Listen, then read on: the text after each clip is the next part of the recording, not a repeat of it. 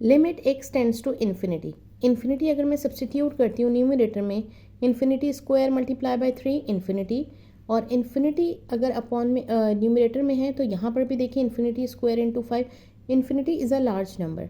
तो infinity upon infinity मेरे पास जो आ रहा है जो कि इनडिटर्मिनेट फॉर्म है। यहाँ पर देखिए इसको सॉल्व करने का क्या तरीका होता है।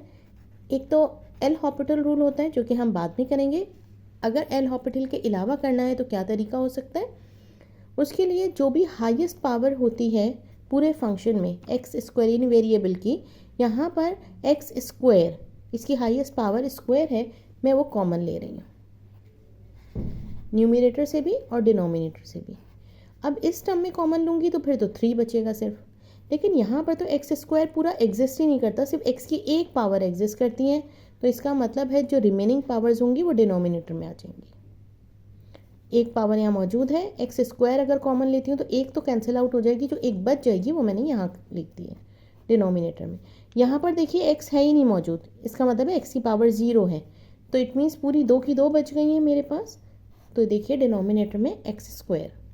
सिमिलरली यहाँ पर देखिए इसमें से एक्स स्क्वायर कॉमन लूँगी, इट विल बी 5, और यहाँ पर कोई भी टर्म नहीं है, एक्स 7 के साथ एक्स की कोई भी पावर नहीं है, तो पूरे 7 के साथ एक्स की कोई भी पावर नहीं है मौजूद, इसलिए अपॉन में आएगा। ये दोनों टर्म्स तो हो गई कैंसिल, एक्स स्क्वायर। अब मैं इन्फिनिटी पुट करूँगी। जैसा कि आपको पता है कि 1 ओवर इन्फिनिटी जो होता है, any real number upon infinity, वो 0 के इक्वल होता है। अब जब मैं इसमें सब्सटीट्यूट करूँगी तो देखिए ये मेरे पास है 3 minus 5 upon infinity plus 8 upon infinity square will be infinity as well, and 5 plus 7 upon infinity square. तो इन्फिनिटी स्क्वायर इज इन्फिनिटी, तो 5 अपॉन इन्फिनिटी यानी कोई भी रियल नंबर अपॉन इन्फिनिटी 0 के इक्वल है, तो it will be 3 minus 0 plus 0, और यहाँ पर भी देखिए 5 plus 0, the answer will be 3 upon 5। ये एक नेक्स्ट क्वेश्चन है, इन्फिनिटी अप्लाई करना है। देख लीजिए इन्फिनिटी की पावर 5, इन्फिनिटी होगा, सारे नंबर्स आपस में ऐड सब्ट्रैक्ट होकर भी इन्फिनिटी में से इन्फिनिटी सब्ट्रैक्ट हो या ऐड हो तो वो इन्फिनिटी ही आंसर देते हैं। देख लीजिए न्यूमरेटर और या डिनोमिनेटर दोनों में इन्फिनिटी ही आंसर आएगा, इन्फिनिटी अपॉन इन्फिनिटी। इसके लिए वही काम करना है, हमने हाईएस्ट पावर जो है उसको कॉमन लेना है, और एक्स की power 5 is the highest one.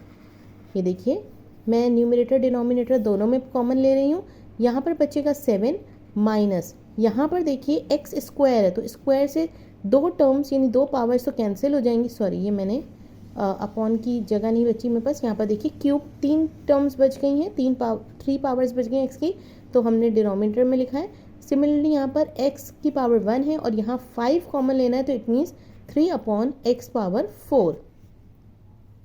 और यहाँ पर देखिए जब यहाँ से कॉमन लूँगी इट विल हैव ओनली 1। यहाँ पर देखो 4 अपॉन एक्स क्यूब है, तो कितनी कैंसिल आउट हो रही हैं, 3 और 2 बच रही हैं, वो मैंने डिनोमिनेटर में लिखा है। यहाँ पर एक्स की पावर 0 है, कुछ भी नहीं बच रहा, तो ये देखिए मैंने यहाँ पर एक्स की पावर 5 डिनोमिनेटर में लिखा है। अब देखिए ये टर्म्स दोनों कैंसिल आउट हो गई हैं, जो मेरे पास बच गई हैं टर्म वो मैं यहाँ कॉपी कर देती हूँ।